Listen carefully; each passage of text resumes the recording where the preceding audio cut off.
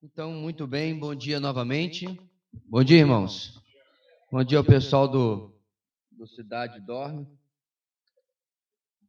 Na televisão tem o Cidade Alerta, né? No acampamento tem o Cidade Dorme. Só que ficou aí até altas horas. Bem, meus irmãos, nosso plano, pela graça de Deus, está sendo cumprido de chegar até o final do capítulo 6 e o final desse discurso, esse sermão-discurso / debate de Jesus com essas multidões. Então, pequena recapitulação: Jesus multiplica os pães e peixes lá do outro lado do mar da Galileia. Os discípulos são enviados na frente. Jesus se junta a eles depois andando sobre o mar. As multidões, no dia seguinte, procuram por Jesus e deduzem que ele, de alguma maneira, cruzou para Cafarnaum. Eles estão corretos. Eles vão atrás deles, com os barcos que tinham vindo de Tiberíades, que é uma cidade mais ao sul de Cafarnaum. E aí eles encontram com Jesus e, na primeira oportunidade, perguntam ao mestre como o senhor chegou até aqui. E a partir disso, meus irmãos, nós começamos a explorar a falta de discernimento, entendimento, conhecimento que eles tinham sobre o que Jesus fazia, sobre a própria pessoa de Jesus, e temos tratado isso em um nível em que eles estavam de forma bastante egoísta atrás de alimento físico, de satisfazer sua necessidade, o que bate com a aspiração por um Messias político. Podemos aumentar um pouquinho? De um Messias político, algo que, ou um Messias vitorioso, se você preferir, algo que está, sim, nas páginas do Antigo Testamento. Mas eles nunca conseguiram, irmãos, eu digo assim, os teólogos judeus, conciliar o fato de que o Messias servo sofredor e o Messias vitorioso são uma e única pessoa, em momentos diferentes da manifestação do Messias aqui na terra. Então ele veio como servo sofredor e ele voltará como vitorioso conquistador. Só que, diante da opressão do domínio romano, a mentalidade judaica era o quê? A gente quer um libertador. E esse libertador vem também satisfazendo e solucionando todos os problemas de sofrimento, de pobreza, de fome que a sociedade passava naquela época. Então, quando ele multiplica pães e peixes, eles não enxergam outra coisa a não ser: esse é o camarada que nós estávamos esperando. Esse é aquele que nós ansiávamos. Então, quando Jesus, irmãos, começa com um discurso completamente diferente daquele que eles queriam, como nós vimos no final da sexta mensagem, eles se rebelam e rejeitam, já vinham crescendo nessa rebelião, e isso começa a tomar um vulto grande. E agora, nessa última parte, nós vamos ver se definindo aqueles que realmente não querem esse tipo de Jesus, mas isso chegando até a um grupo maior. Por quê? Antes de nós começarmos, eu vou mencionar isso. Algumas palavras que nós estamos acostumados a usar com um significado, às vezes na palavra de Deus possui mais de um significado. Por exemplo, quando você fala sobre seguidores e discípulos de Jesus, a primeira coisa que vem na sua mente talvez seja: era alguém como eu e você. Mas primeiro você tem que compreender, meus irmãos, que eles não entendiam e não sabiam de fato quem era Jesus. Então, muitos dos seguidores e discípulos de Jesus nada mais eram do que pessoas interessadas em que ele se tornasse o Messias que eles gostariam que ele fosse. Mesmo lá na última semana, quando eles gritavam Hosana ao que vem em nome do Senhor, eles achavam que naqueles dias o Senhor ia botar para quebrar, ia revelar o seu verdadeiro poder, porque poder sobrenatural ele já vinha mostrando que ele tinha, ok? Ia banir os romanos e Israel voltaria aos seus dias de glória. Bem, nós sabemos que não foi isso que Jesus fez naquela última semana. Então você compreende como que há uma compreensão às vezes equivocada sobre o que é um seguidor, o que é um discípulo, pelo menos quando nos evangelhos eles estão falando daquelas multidões que seguiam a Jesus.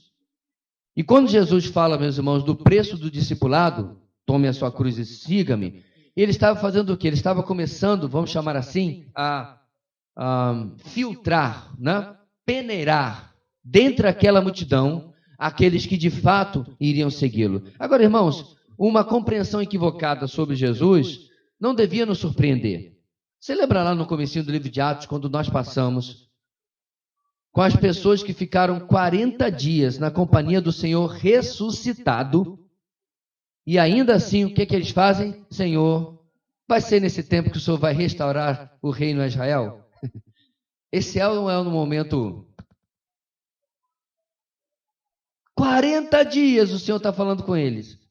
Eles ainda tinham uma percepção equivocada sobre aquilo que era a agenda de Deus, o propósito de Deus. E o Senhor diz para eles, olha, não cabe a vocês o tempo quando o Senhor fará isso ou aquilo, mas vocês vão ser minhas testemunhas, e o Senhor os redireciona novamente, e só depois do Pentecostes, eu acredito que muito do que eles precisavam realmente ficou compreendido, mas nem tudo, porque inclusive o evangelho continuava sendo judeu-cêntrico, e isso também teve que ser corrigido na história da igreja. Como a gente é difícil de compreender as coisas, né? Acho que o senhor fica pensando assim, poxa, quem dera já tinha inventado o PowerPoint para desde o começo eu ficar desenhando para esse povo fazer a apresentação, porque nós somos difíceis de compreender. E por isso que nós vamos ver, meus irmãos, o que vai acontecer agora a partir do versículo 60. Diz assim a palavra do Senhor na continuação do nosso texto, na nossa sexta e última mensagem. Ao ouvirem isso, muitos dos seus discípulos disseram, dura é essa palavra, quem pode suportá-la? Que palavra que ele estava se referindo, irmãos? Vocês têm que comer da minha carne e beber do meu sangue. Palavra que para eles ficou também sem compreensão normal. Eles não entenderam que Jesus estava usando uma outra linguagem que remetia aos sacrifícios do Antigo Testamento para falar sobre seguir, sobre olhar, sobre crer. Todas as figuras que Jesus usou nesse discurso eram figuras que, na verdade, só significavam confiem em mim. Entreguem a sua escolha de vida a mim. Mas eles não conseguiram compreender. Bem, então, convencidos de que Jesus não mudaria o seu discurso, não mudaria o seu ensino, porque já por bastante tempo, já por 40 e tantos versículos, que provavelmente apenas é o resumo dessa longa conversa, Jesus não mudou, certo? Não mudou o seu ensino, e convencido disso, além dos judeus, mais claramente esses opositores de Jesus aqui é que estão dizendo, agora começa a se revelar alguma resistência dentre os discípulos de Jesus. Então, irmãos, aquela multidão mais superficial e bastante egoísta, essa já estava perdida. Essa já estava convencida de que isso aqui não é o que nós estamos procurando. Mas agora, João registra que dentre aqueles mais fiéis, entre aspas, aqueles que andavam mais com Jesus, provavelmente já há bastante tempo, talvez desde o batismo de João Batista, eles começam agora também a ter dificuldades com o que Jesus está falando. Jesus está peneirando novamente aqui a multidão, para revelar quem de fato é discípulo com D maiúsculo, vamos colocar assim. E não é apenas um seguidor, enquanto ele satisfizer a sua vontade. Porque assim é fácil, né? Eu estou seguindo a Jesus Cristo. A música é bonitinha. Desse caminho eu não desisto. Mas se ele pedir alguma coisa que para mim não é muito bom, caminho da roça eu vou pegar. Eu sei que não rimou, porque eu estou sem tempo aqui para ficar pensando em rima, mas é assim que acontece. Deus é bom enquanto ele é bom para mim. Aliás, essa musiquinha Deus é bom para mim. Deus é bom para mim. Agora não é. Lá eu vou. Deus é bom para mim. Era bom para mim. Nós ficaremos surpresos, irmãos, quão rápido nós somos para nos desfazer do nosso Deus, do nosso Senhor, quando ele não se encaixa no nosso modelo de divindade, no nosso modelo de mestre. Mas graças a Deus, pela graça dele, isso não é o que sempre acontece. Mas vamos ver o que está acontecendo com esse pessoal aqui. Porque como eu disse, irmãos, algo importante a esclarecer é que discípulo, neste contexto, não significa necessariamente alguém convertido. Nesse contexto, havia diversos níveis de seguidores de Jesus. Haviam curiosos, haviam opositores claros, haviam pessoas que eram apenas interesseiros, haviam multidões motivados pelos milagres, certo? Curou um cego, curou um coxo, purificou um leproso, e o povo ia crescendo atrás dele. Porque a expectativa ele vai continuar fazendo esses sinais e eventualmente vai fazer o sinal que nós queremos, que é libertar o nosso povo. Então haviam muitos e variados tipos de seguidores. E dentre esses, irmãos, havia também alguns que fechavam com ele. Alguns que realmente estavam por causa dele. Mas eu acredito que essa era uma minoria além dos 12 apóstolos, que dentre eles nós já sabemos que tinha o nó cego. Então, dentre esses 12 apóstolos havia um pequeno grupo que ainda o seguia. Porque, irmãos, é fácil seguir a um Jesus, entre aspas, que a pessoa cria na sua cabeça. Difícil é seguir o verdadeiro Jesus que confronta as ideias que você possui na sua mente. Aí é que é difícil. Quando nós inventamos um Frankenstein, aí fica tudo fácil. Você está aqui isolado, provavelmente não está vendo as notícias, mas uma das escolas de samba do Rio de Janeiro resolveu usar Jesus como seu enredo.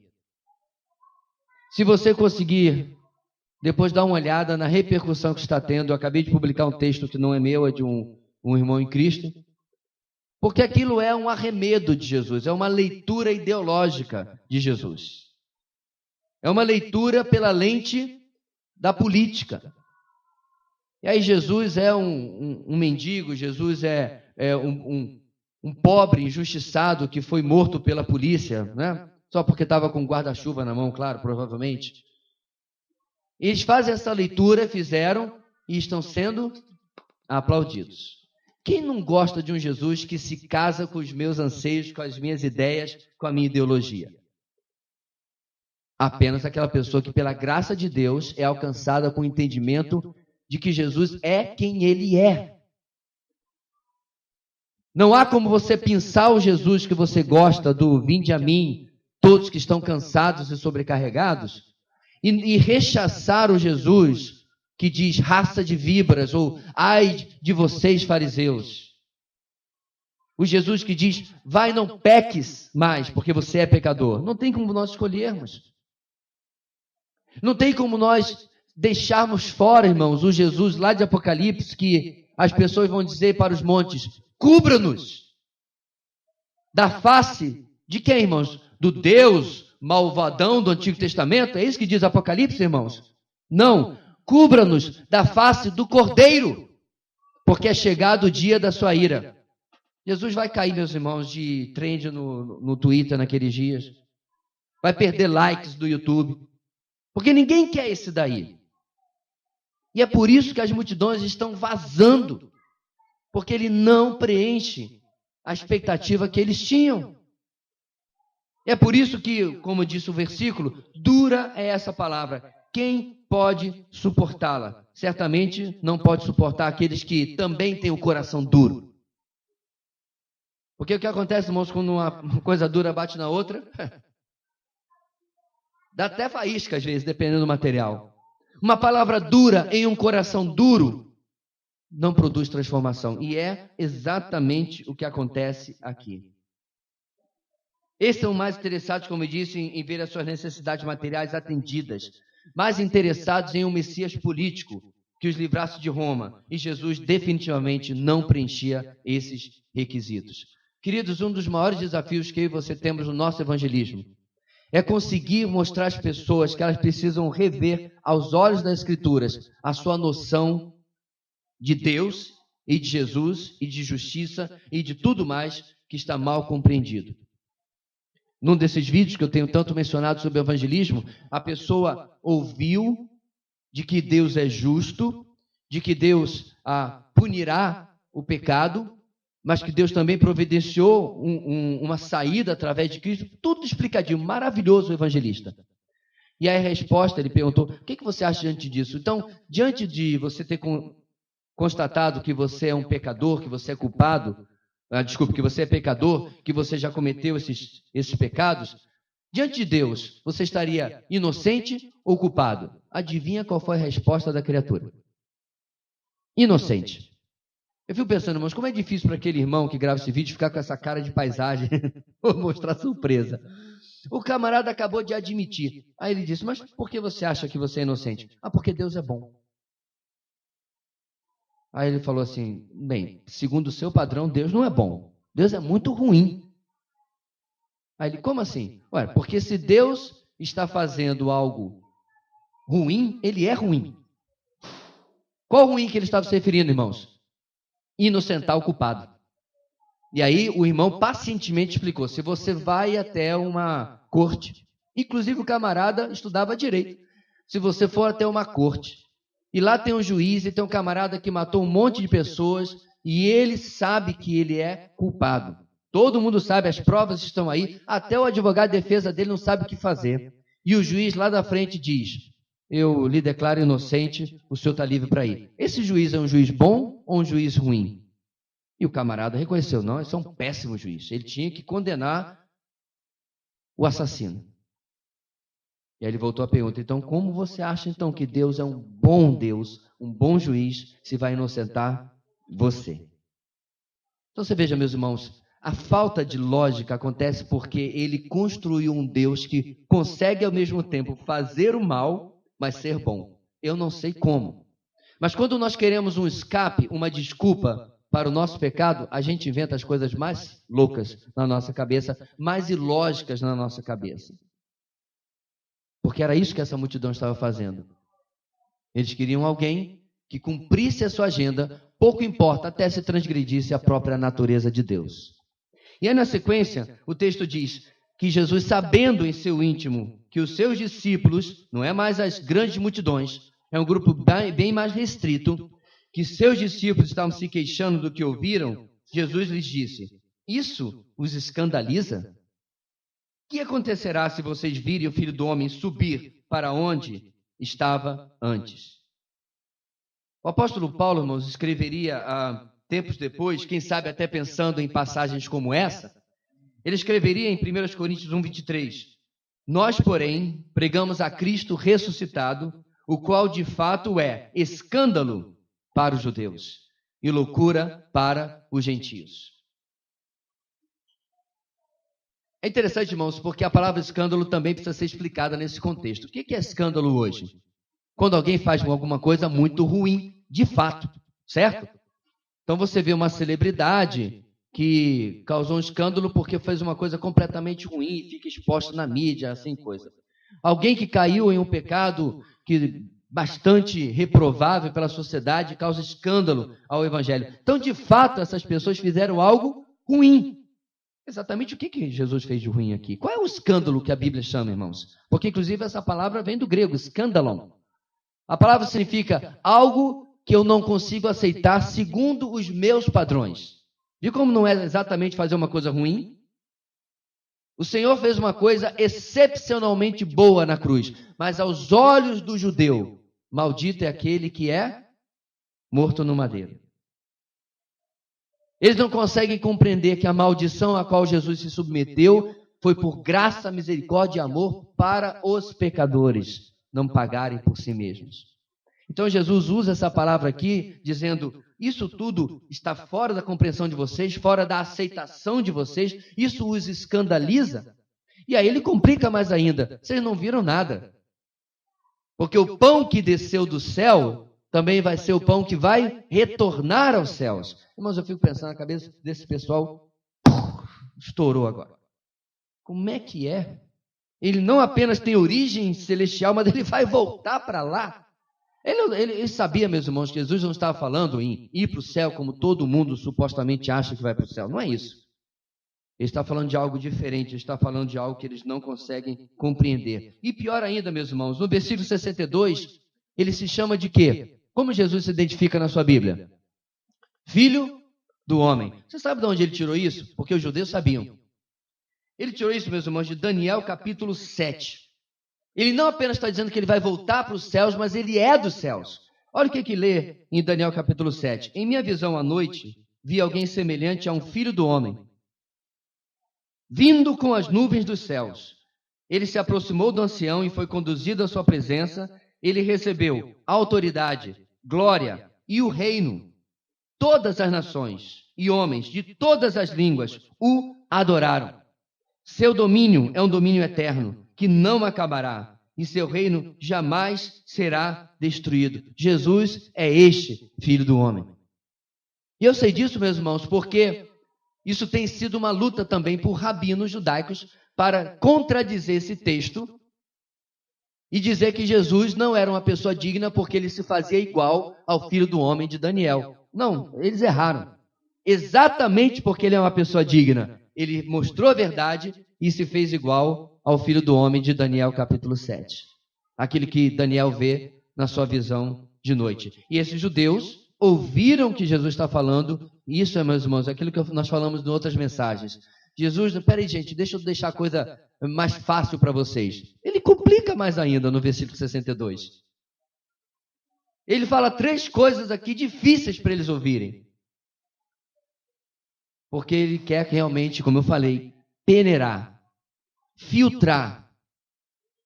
Porque estando a 1 ano da cruz aproximadamente, irmãos, é a reta final. É hora realmente de separar, como a gente fala no popular, né, os meninos dos homens. É hora de separar os discípulos com D maiúsculo desses apenas interesseiros. Mesmo que nós saibamos que dentre aqueles que permanecerão, ainda tem um pessoal meio fraquinho. Ainda tem um pessoal que vai negar, tem um pessoal que vai trair, tem um pessoal que vai fugir.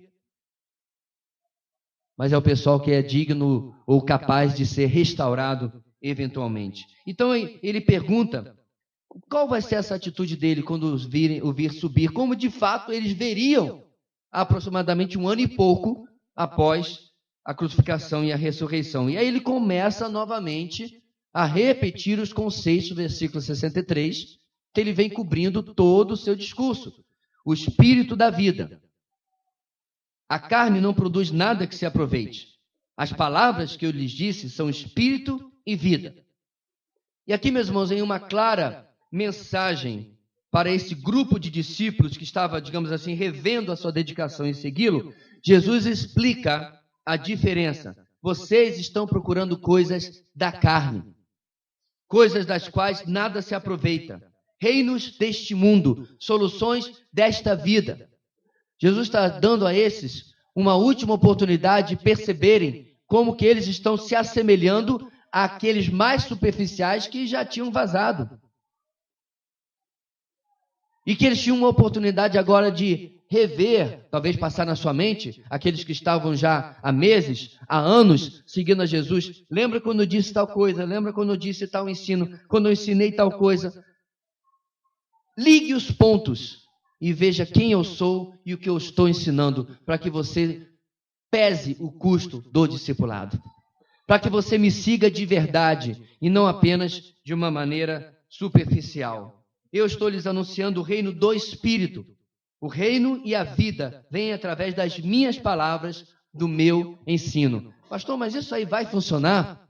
Você conhece o resto do nosso texto, né? Vai funcionar. Essa é aquilo que nós temos tentado falar, meus irmãos, em diversas situações nas mensagens.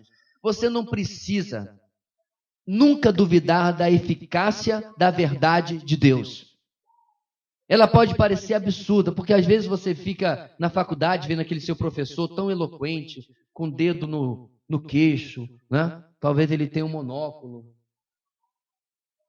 Talvez ele fuma um cachimbo. Não pode, porque agora não é politicamente correto ficar fumando dentro do lugar fechado. Mas você entendeu o ponto, né? Ele parece tão esclarecido, tão inteligente, tão verborreico, e você fica olhando, gente, olha só essa explicação tão enorme, e o evangelho é essa coisa tão pequenininha aqui. Essa coisa pequenininha, irmãos, é nitroglicerina.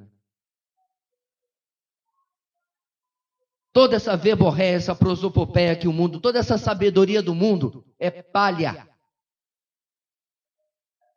Coloca fogo, acabou.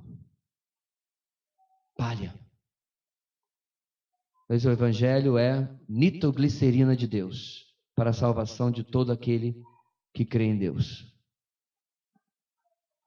Essa pequena palavra, meus irmãos, alcança a criança de 4 anos, alcança o velho de 88 anos, alcança o iletrado e alcança o doutor. É só você verificar a história do cristianismo, a história dos nossos irmãos. A minha avó era praticamente analfabeta. Ela praticamente, realmente aprendeu a ler lendo a Bíblia. E foi uma mulher de Deus, uma mulher que era referência espiritual na sociedade no interior do Espírito Santo. Por outro lado, C.S. Lewis era uma das mentes mais brilhantes da Inglaterra. Era a autoridade em literatura inglesa em todo o Reino Unido. Até hoje, os escritos na sua área de literatura inglesa são respeitados. Até que um amigo dele, Tolkien, autor de Senhor dos Anéis, começou, ele e outros amigos, dizendo uma lógica simples: você é inteligente demais para ser ateu. Porque a maioria dos ateus não sabe exatamente por que são ateus. Eles rejeitam a ideia de Deus, porque para eles é uma ideia retrógrada, mas quando há realmente desejo de examinar, as dúvidas começam, as rachaduras na lógica deles começam a aparecer. Isso foi o que aconteceu com ele. Então ele disse: realmente eu não sou mais ateu, eu sou agora agnóstico. Há alguma coisa lá, mas não há como conhecer. Gnose é conhecimento, né? Então eu sou agnóstico, não tem como conhecer. De novo, seus amigos, e Tolkien, um deles, insistiu: você é inteligente demais para ser agnóstico. E ele continuou investindo, continuou investigando. E se você ler a biografia de C.S. Lewis, Surpreendido pela Alegria, ele vai dizer: no dia tal, do mês tal, do ano tal, não recordo agora onde a conversão disse, eu me ajoelhei no meu quarto e reconheci que Deus é Deus. Eu fui o convertido mais relutante de toda a Inglaterra. É como se ele lutasse com a sua lógica de 30 e tantos anos até o último momento, mas finalmente se entregou. E eu tenho algumas discordâncias teológicas com C.S. Lewis, irmãos. Aliás, é praticamente impossível não discordar de alguém em alguma coisa. Mas, meus irmãos, é um exemplo claro de um homem sábio, inteligente, esclarecido, que a nitroglicerina implodiu as bases falsas do seu conhecimento humano. Da criança ao idoso, do iletrado ao doutor. O evangelho, irmãos, comer da carne, beber do sangue, olhar para Jesus, essas verdades que escandalizavam essas pessoas, ainda é o poder de Deus na sua boca, na sua vida, na sua proclamação. O mais interessante, querido, é que você não precisa nem acreditar nisso, porque o evangelho não é nem movido pela sua fé, ele é autopotenciado. Ele não é poderoso porque, ou se você crê, ele é poderoso em si. Pastor, como é que o senhor sabe disso? Porque eu já ouvi testemunho de gente que se converteu com a pregação, entre aspas, de incrédulos. Gente que copiava os crentes para ganho financeiro, e pessoas ouviram a mensagem e se converteram. Que cena bizarra, não? O, entre aspas, pregador foi para o inferno. Mas o ingênuo, porque não sabia quem era, ouvinte que se converteu, esse está salvo eternamente. Por quê, irmãos? O poder está no evangelho, na palavra pregada, não naquele que prega. Ah, fulano é um evangelista tremendo. Sabe por que às vezes a gente acha isso, meus irmãos? Porque fulano, de fato, é um evangelista. Enquanto eu acho que ele é um evangelista tremendo e eu estou aqui evangelizando meia pessoa, ele evangelizou 1000. Então, quando ele evangeliza 1000 e ele alcança 23, eu acho, rapaz, que evangelista que ele é. Claro. Ele não está aqui, irmãos, apenas, Senhor, usa a minha vida, usa. Aí Deus fala assim, vai lá e fala, agora não, Senhor, eu estou orando para que o Senhor use a minha vida. Eu então estou na fase da intercessão. Vamos devagar, Senhor. E eu nunca alcanço os meus 1000 evangelizados, muito menos os meus 23 alcançados, porque eu ainda estou aqui na minha meia pessoa. Nós tínhamos uma irmã dessa na nossa igreja. Irmãos, todo culto ela trazia ou esperava por um visitante. Todo culto. Era algo vexatório, não para ela, para mim. Todo culto você havia olhando para a porta. Que foi, irmã Ana? Eu estou esperando meu visitante. Acho que hoje eu vou levar um bolo, mas a gente tenta de novo semana que vem. Todo domingo era alguém do trabalho, era alguém da congregação da igreja, que ela havia contactado, havia dado um folheto e havia convidado a nossa igreja, ficava num monte alto, dá para ver até da avenida principal do nosso bairro, e ela apontava aquela igreja lá que tem forma de mão. A nossa igreja eram 4 torres, certo? 3 pequenas e uma maior, porque o lema da igreja era apontando para a vida. Hoje não sei se aponta muita coisa não, mas enfim. Então, ela tinha essa arquitetura bem característica, iluminada, então ela mostrava o tempo todo buscando alcançar pessoas. Aí eu vou dizer, é porque a irmã Ana é evangelista. Não, meu irmão, eu que sou preguiçoso. Eu que estou esperando Deus fazer uma obra. Sabe lá que obra é essa? E essa mensagem, meus irmãos,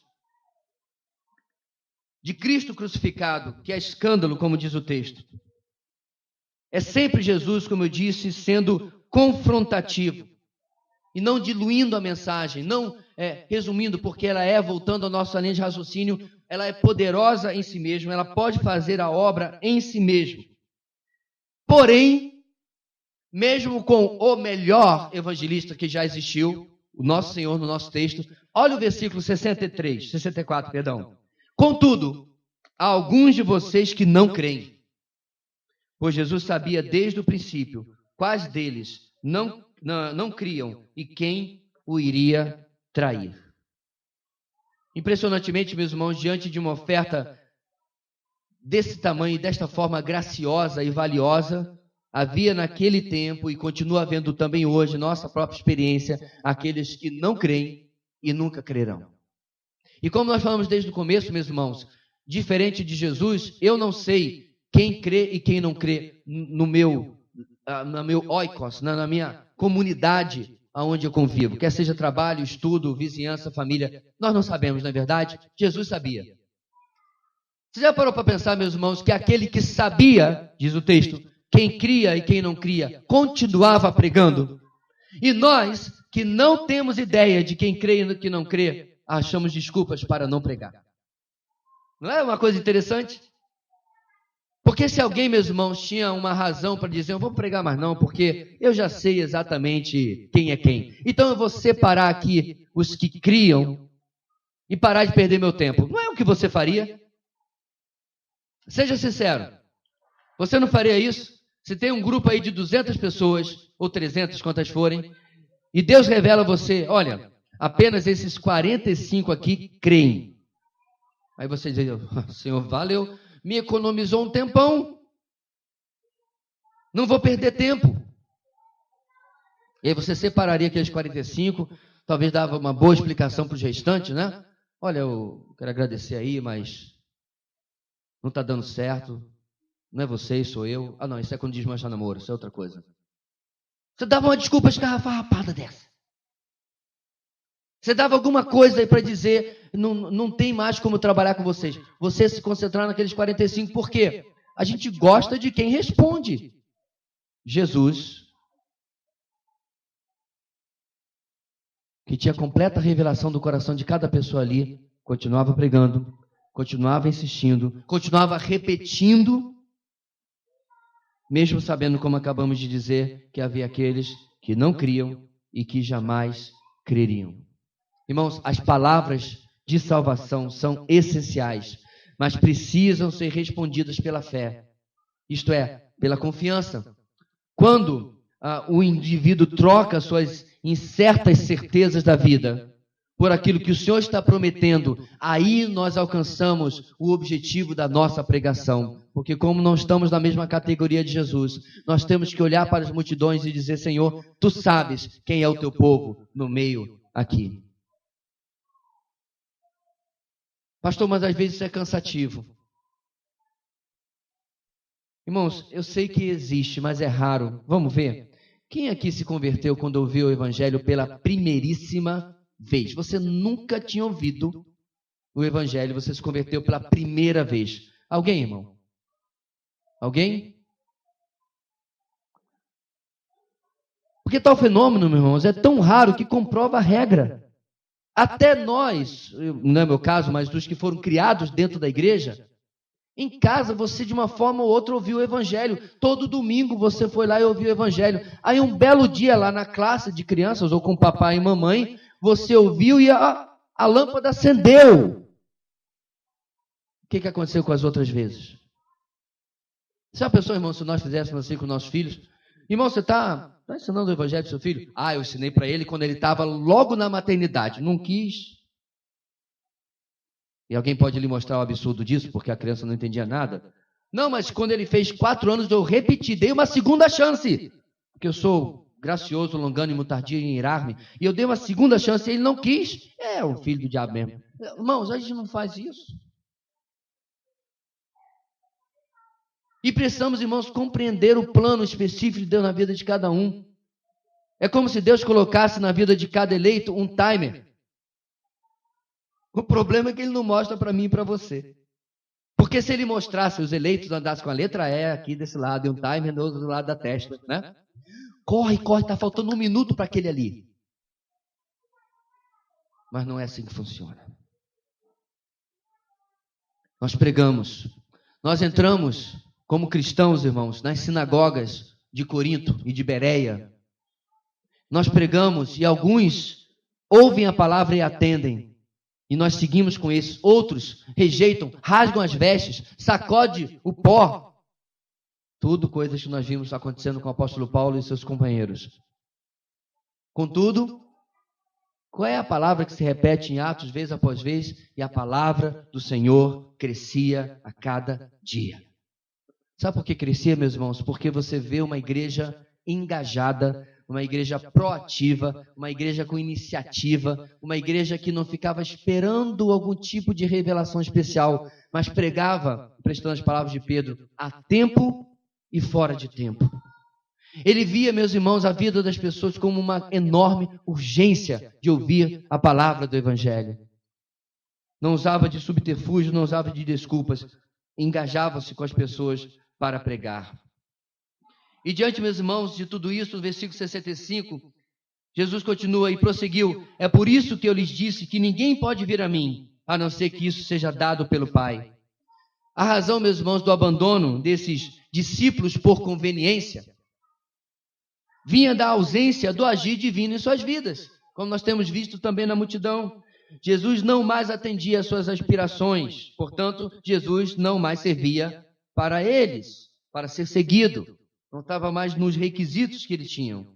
E realmente, meus irmãos, se comprova aquilo que Jesus falou acima. A carne pela qual eles estavam sendo guiados, dela de nada se aproveita. Irmãos, carne nunca se converterá. Ela não se converte.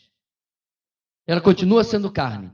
Ela é transformada e anulada, de certa forma, pelo novo nascimento e pelo poder do Espírito em mim e você. Mas ela não se converte. Ela tem que ser mortificada. Em nenhum lugar a palavra de Deus diz que você tem que santificar a sua carne. É a mesma coisa que você tentar domesticar um animal selvagem. E eu não estou me referindo a um leãozinho que você pegou desde pequeno, não. Pega um leão adulto. Pega uma onça adulta. Eu vou lá pegar a onça, vou levar para casa. Eu tenho certeza que eu vou domesticá-la. Não vai chegar nem em casa, para dizer a conversa. Em tentar agarrá-lo, em tentar, vem cá, bichinho, vem cá, gatinho, você vai morrer. Porque não domestica. Quantas vezes nós vemos irmãos crentes dessa maneira? Irmão, o que é isso aí? Isso aqui é a cacá. O que é cacá? É a carne. Nós estamos nos entendendo. Então não, irmãos, ela está ganhando a luta. Ela está vencendo a batalha. Que batalha? Tu não lembras da exposição de Gálatas mais? É constante, não tem trégua. Ela não tira férias, ela não tira licença-prêmio. Cadê a tua carne? Graças a Deus está em Cancún. Me deixou em paz por 6 meses, tirou uma licença-prêmio. Merecedora ela trabalhou muito, agora estou em paz. 6 meses, não. É constantemente, e uma das coisas que ela vai fazer, meus irmãos, para aproveitar o nosso tema, é querer que eu e você não sejamos imitadores de Cristo, como ele está fazendo no capítulo 6. Que sejamos impacientes com as multidões, que sejamos sem amor com os perdidos, que queiramos apenas aqueles que estão junto e querem estar junto com Deus, mas não aqueles que ainda precisam ouvir o Evangelho, porque nós não sabemos se porventura eles se converterão ou não. Tudo isso são obras da carne que, como disse Jesus, de nada se aproveita. Bem, e agora chega a hora da verdade, irmãos. A hora do filtro.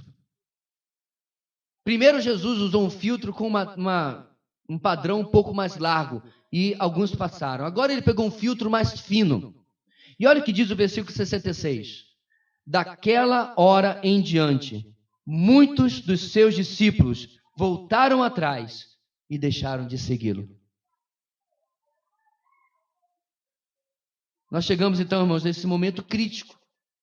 Já haviam manifestado o quão difícil era o discurso de Jesus, lá no versículo 60.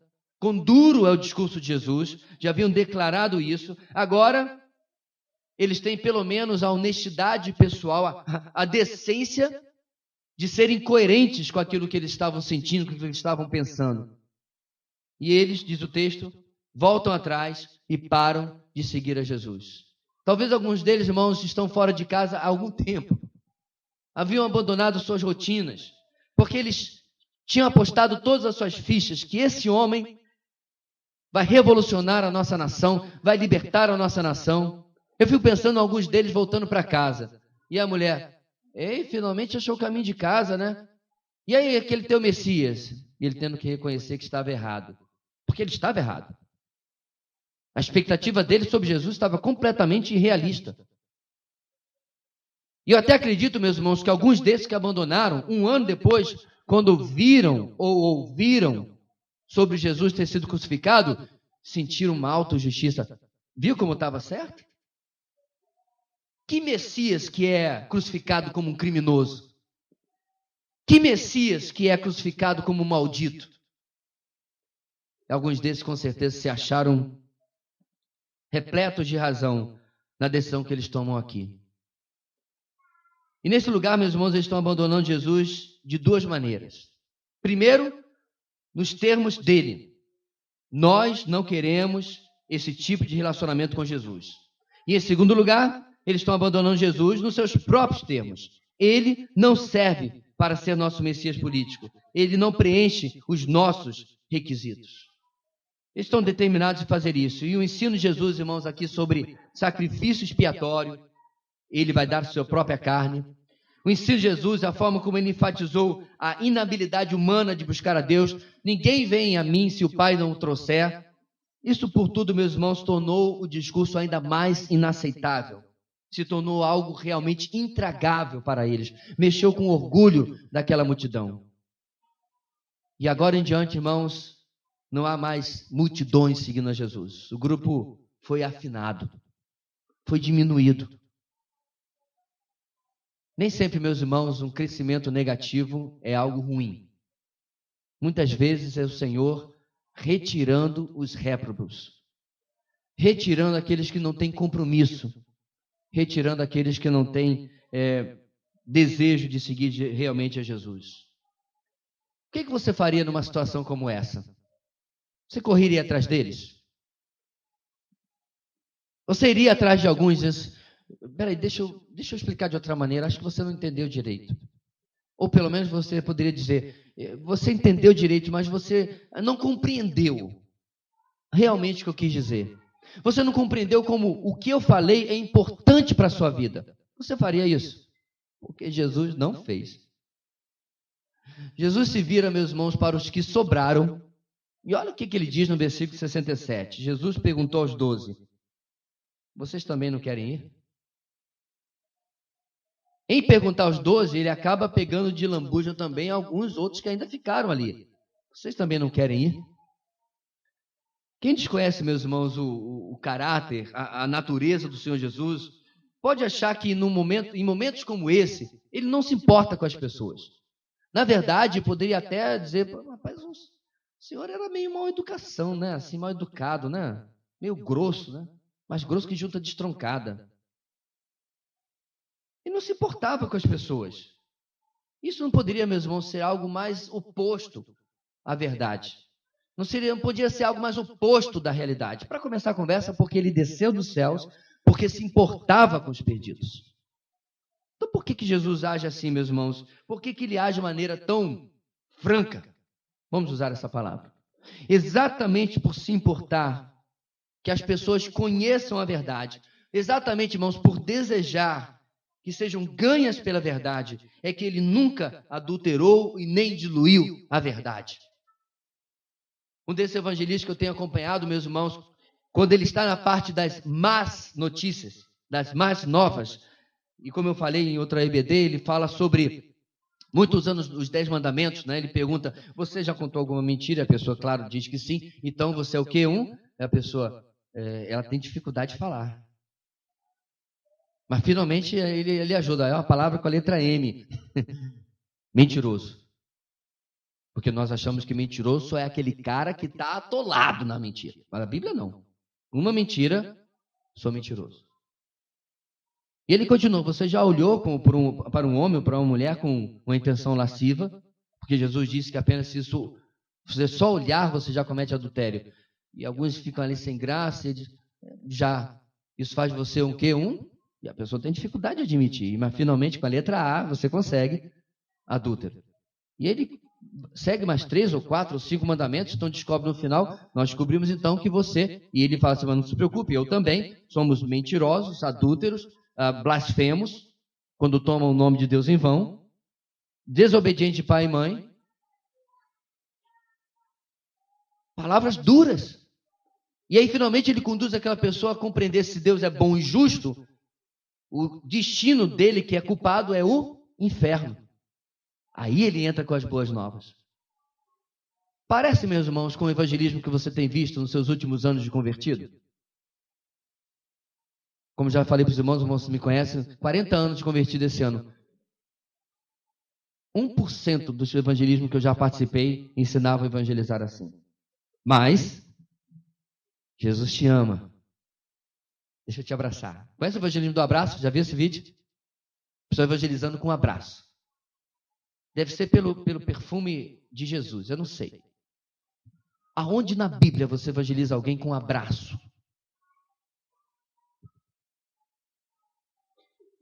Ou Deus tem um plano maravilhoso para a sua vida? Você já pensou, meus irmãos, lá no primeiro século, os apóstolos evangelizando assim?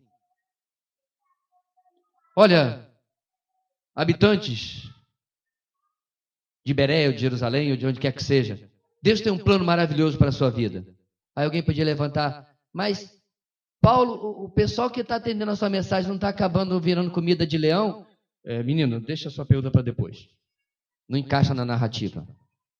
Não encaixa nesse evangelismo de Deus tem um plano maravilhoso para a sua vida.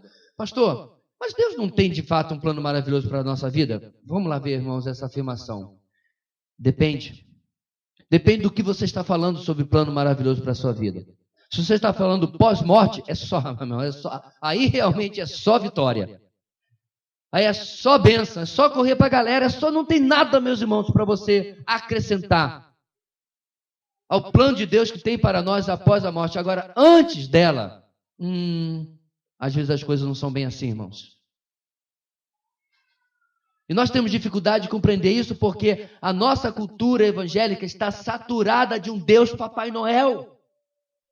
Nossa cultura cristã e evangélica em geral. É só o que você ouve. Os cultos das igrejas são um festival de automotivação. Eu estava assistindo um vídeo de propaganda de uma igreja, lá diz, atitude, vitória, conquista. Eu falei, Senhor, isso não é evangelho. A propaganda está bonita. Apesar que o meu colega de academia falou que parecia uma boate, mas está bonita. De repente pode aproveitar para também fazer propaganda de uma boate depois, né? Economiza um dinheiro. Isso não é evangelho. Irmãos, há dois desafios para nós na mensagem de João capítulo 6. Pregue o evangelho. O segundo desafio, contudo, pregue. Porque eu acredito, irmãos, que essa primeira parte, você e eu já ouvimos sobejadamente em nossa igreja. Amém? Quantas vezes não falamos já isso? Mas e a segunda? Não levante a sua mão, isso não é o momento para ficar fazendo concurso de quem fica mais constrangido ou não. Quem são seus alvos evangelísticos? Quem são as pessoas que você tem se envolvido? Pastor, eu conheço pouca gente. Você quer conhecer muita gente? Se cadastra na Rinodê, se cadastra naquela outra lá, como é o nome lá, que vende coisas. Rapidinho você vai conhecer um monte de gente. Sabe por quê, queridos? Porque isso aqui está falando. Bolso. Se é para ganhar dinheiro, a gente aprende a falar, a gente começa a ser bastante expansivo. Rapidinho as inibições vão pela janela. Mas quando é para falar para Jesus, pastor, eu não sei como me aproximar da pessoa. Eu sou muito tímido. Quanto tempo, irmão, nós vamos mentir para Deus? Alguém disse para você, se você não aprender a falar, você não vai conseguir fazer o seu TCC. Meu amigo, tu viraste um palestrante. E foi lá na frente. Ah, pastor, mas eu tremia. Trema pregando o evangelho. Nem que você vá, irmão, como uma vara verde diante das pessoas. Nem que você sue bicas. Nem que a pessoa, inclusive, diga, tu está passando bem? Porque parece que você está tendo um treco diante delas. Mas nós nos preocupamos demais com a nossa reputação, irmãos. O que vão pensar de mim? Vão me achar de louco? Não vão falar comigo, eu faço parte da patota lá do departamento ou do trabalho, vão me ostracionar, eu estou lá no time de futebol lá da empresa, daqui a pouco vou para o banco porque eu sou o crente esquisito. Não sei da vida de ninguém, irmãos, eu estou aqui dizendo coisas porque não há como evangelizar, e alguém não dizer para você, rapaz, fulano é um evangelista, viu? Porque quando nós, irmãos, evangelizamos, quando nós continuamos dizendo sobre a carne de Cristo e o sangue de Cristo e olhar para Ele, o 90º pode não atender, o 150º pode não atender, mas alguém vai atender. Porque a minha Bíblia diz ainda que este evangelho é o poder de Deus para a salvação de todo aquele que crê. Precisamos, meus irmãos, compreender que Jesus não está negociando a sua mensagem e Ele nos convida a fazer a mesma coisa com Ele. Por quê? Porque Ele se importa com as pessoas. É por isso que Ele vira para os seus discípulos e diz, vocês também não querem ir? No verso 67, irmãos, a questão é simples. Vamos testar se vocês realmente compreenderam tudo o que eu tenho e venho ensinando. Eles estão andando com Jesus há 2 anos já. Momentos antes, eles viram esse camarada andar sobre as águas. No dia anterior, ele viu esse camarada multiplicar pães e peixes. Mas o mais impressionante, irmãos, é que não é isso que é destacado no nosso texto. Vocês querem ir embora? Senhor, para quem iremos nós? Só o Senhor faz McFish do nada. Senhor, para quem iremos nós? Só o Senhor surfa sem prancha. Não, irmãos, olha o versículo 68. Simão Pedro lhe respondeu, Senhor, para quem iremos? Tu tens as palavras de vida eterna. É outra coisa, irmãos, que a igreja de hoje não entende. Quarta-feira do milagre. Que embuste! Uma geração carente, analfabeta de Bíblia, fica procurando sinal após sinal e milagre após milagre. E quando você prega uma coisa, como eu acabei de dizer, qual é o contra-argumento? Vocês realmente não creem no Espírito Santo, não creem em milagre. Não, vocês que não creem na palavra de Deus. Porque o Senhor está satisfeito com a resposta de Pedro. Ele está satisfeito, meus irmãos, porque quando Pedro responde, ele responde certinho. Não são os sinais. E detalhe, irmãos, começa a relacionar só o que tem nos evangelhos. Você tem água transformada em vinho. Lá no comecinho, né? Nas bodas de Caná. Você tem as multiplicações de pães e peixes. Só teve uma por enquanto. Andar sobre as águas. Leprosos, cegos, coxos. Vez após vez, após vez, após vez. O que vem à mente de Pedro? O ensino. Sabe por quê, meus irmãos? Vamos voltar lá atrás, onde Pedro foi alcançado. Ou pelo menos quando foi chamado. Jesus estava ensinando e a multidão ia crescendo, crescendo, crescendo nesse mesmo mar da Galileia. E aí o que ele pede? Pede para usar o barco de Pedro para ficar mais alto, como plataforma para poder falar às multidões. E lá ao lado do barco está Pedro, André, João, lavando as redes. Pescaram nada, pegaram nem um lambari, nem uma trairinha, nadinha. E aí Pedro está com um olho na tarrafa, um olho no malhador e outro e o ouvido lá em Jesus. Você sabe o que acontece na sequência? Ele convida Pedro e os outros a entrarem no barco e dizer: vamos pescar de novo. Senhor, pescamos a noite inteira. O que Pedro responde, irmãos? Mas porque o Senhor é um grande milagreiro, eu vou obedecer. É isso que diz lá, meus irmãos. Segundo a tua palavra. Vamos lançar as redes. Você pode falar tudo de Pedro, meus irmãos. Realmente, tem hora que ele é um tremendo de um vacilão, mas quando ele acerta na mosca. Para quem iremos nós? Tu tens as palavras de vida eterna. Tal, meus irmãos, como ocorreu tantas vezes, Pedrão toma a frente. Quem diz os homens que eu sou?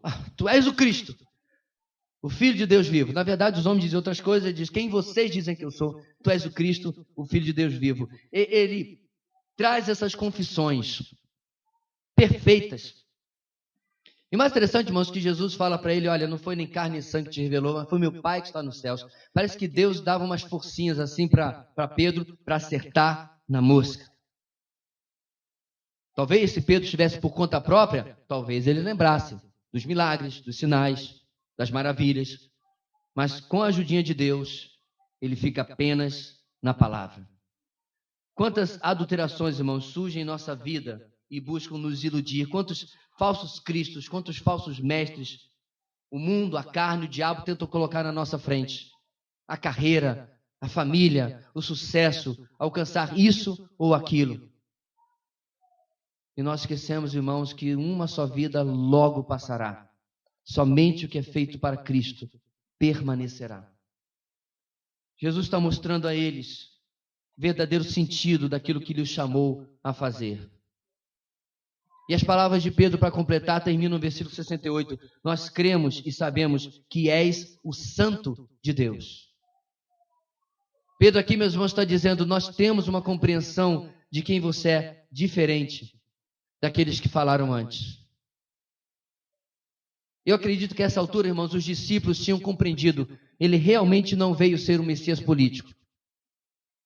Pode ser que depois venha isso, mas no momento é outra coisa. E no momento nós sabemos que aquilo que ele tem ensinado, aquilo que ele tem pregado, causa diferença, transformação na nossa vida. Ele é o Santo de Deus. E Jesus termina, meus irmãos, versículos 70 e 71. Não fui eu que escolhi os 12, todavia, um de vocês é um diabo. Ele se referia a Judas, acrescenta João como comentário, filho de Simão Iscariote, que embora fosse um dos 12, mais tarde haveria de traí-lo. Nosso texto termina, meus irmãos, de uma forma interessante, mostrando que filtrou, mas passou uma impurezazinha. As grandes multidões se foram, o grupo menor e mais próximo também se escoou, ficou os 12, provavelmente alguns discípulos certamente, mas Judas está ali no meio. Eu não sei o que passava na cabeça desse homem, não sei se ele dava um de João sem braço, não sei se eu não entendia nada, eu não sei se ele se achava correto e convertido e seguidor de Jesus e se enganava a si mesmo, eu não sei, irmãos. Mas a última lição da nossa caminhada em João capítulo 6 é o seguinte: mesmo que você pregue a verdade, como Jesus nos exemplifica aqui, mesmo que você pregue, não importa tempo e fora de tempo, mesmo que você ache que agora estou vendo os resultados, vão haver percalços pelo caminho, vão haver exceções, vão haver decepções, inclusive muitas vezes porque está dentro do plano de Deus. Quando Jesus se vira, ele não diz, na verdade, todavia um de vocês é um diabo. A palavra um não existe no original, ele diz, todavia um de vocês é diabo. Ele sabia que Judas estava lá e sabia que ele tinha um propósito dentro do plano de Deus a cumprir. E nós não sabemos, irmãos, por que Deus faz aquilo que faz, mas o nosso papel, Jesus está nos dando o exemplo aqui, ele não lida com Judas, ele não interfere. Eu não sei se os demais discípulos começaram a questioná-lo, o fato é de que Judas não é exposto, porque o objetivo de Jesus é pregar e pregar a verdade. É isso que nós temos que fazer, irmãos. Apenas pregar e pregar a verdade. Deixar que o Senhor realize os seus resultados e cumpra os seus meios como Ele quer, para a sua própria glória e para a edificação da sua igreja. Com certeza nós tivemos momentos maravilhosos aqui. Eu estava comentando ali com o irmão, já mais uma vez falei isso. Por mim tinha uns 3 desses por ano. Seria maravilhoso poder, mais 2 vezes durante o ano, poder parar durante 2, 3 dias para ter mais comunhão com os irmãos, não é? Para ter mais um tempo tranquilo com a palavra, mas o calendário não permite. São dias maravilhosos. Várias vezes já me convidaram, irmãos, para uma conferência que acontece exatamente nesse momento no Nordeste. E a minha resposta sempre foi a mesma. Enquanto essa conferência for no Carnaval, eu nunca vou participar. Porque eu acho que são momentos preciosos. Parecem os momentos onde Jesus toma os seus discípulos à parte da multidão e da confusão e da cidade para poder estar com eles e instruí-los. É importante estarmos aqui. Contudo, irmãos, mais importante é o que vamos fazer depois. Mais importante do que o culto em si, do que o retiro em si, do que a IBD em si, é qual a minha resposta depois àquilo que o Senhor nos falou durante esses dias. E é por isso que nós vamos terminar orando. Senhor, nós oramos para que nós não sejamos edificadores sobre a areia. Que nós não sejamos, ó Deus, negligentes com as verdades que temos ouvido. Mas possamos, Senhor, nos engajar de verdade, nos envolver com vidas que estão sem Deus e sem salvação, com multidões que se impressionam muitas vezes com algumas coisas que elas gostam da igreja, dos crentes, de Jesus, mas que precisam ser alertados do engano no qual têm edificado as suas vidas. E que a rocha da palavra, a rocha do evangelho seja oferecida para que eles possam conhecer a verdade e de verdade serem libertos. É por isso que nós oramos em nome de Jesus. Amém e amém.